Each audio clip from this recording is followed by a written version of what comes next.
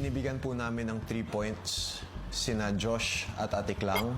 Mostly po dahil kay Josh, minsan pag-attitude niya, dahil sa mga topics niyang minsan out of hand, and dahil po sa lack of initiative niya po sa chores. Binibigyan po namin ng 1 point sina Ashley at AC. Kasi may times po na si Ashley ay nag-overstep sa mga leaders at meron din pong negative impact sa mga kasama naming housemates. Feeling po namin, as a collective, nagsisimula yung mga problema po. Kuya, binibigyan po namin ng 3 points si Michael at po si Rolf. Kasi po masyado pong playful si Michael. May mga time lang po na hindi niya lang po alam kung kailan titigil mag-asara.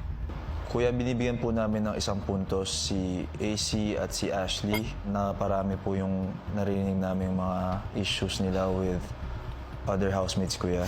Binibigyan namin ng 3 points sina Ash and AC. May mga nasabi si Ash na parang sinabi niya kay Charlie na pinag-uusapan namin siyang mga boys behind her back. 1 point po si AZ and Kira.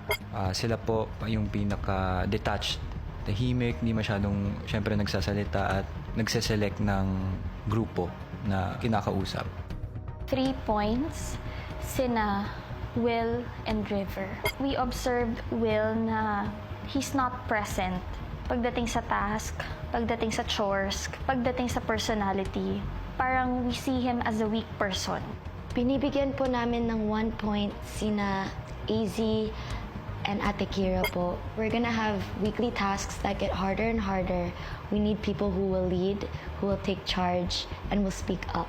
And we feel in the past 2 weeks, we have not seen that from them.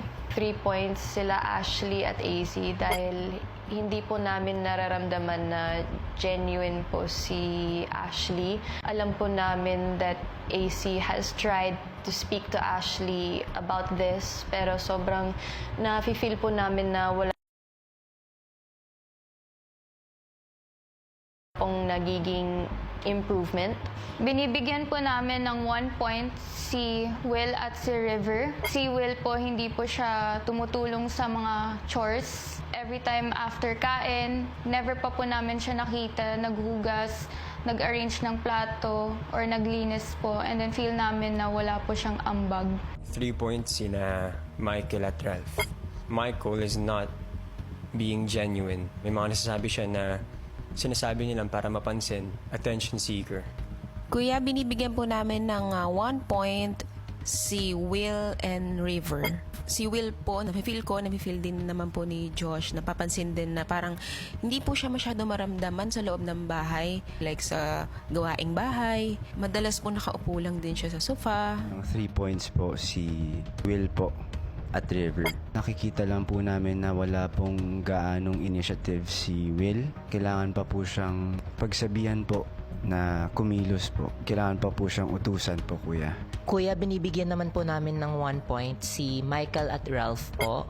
Si Michael po, pag may task, minsan na-overstep niya po yung mga task leaders at nakaka-apekto po yun sa mga na-assign po mismo kasi medyo disrespectful po siya sa kanila kasi kinuha po yung task na dapat gagawin po nila. Kuya, we will give our 3 points po to Michael and Ralph because there are times na hindi masyadong marunong makikisama si Michael. There are definitely points that hindi namin siya ma-reach. Insensitive, actually. We will give our 1 point to Ashley and AC kasi there were definitely times where Ate Ash was being insensitive. She can't find the balance between being an ate and a friend towards us. And hindi siya masyadong marunong makikisama.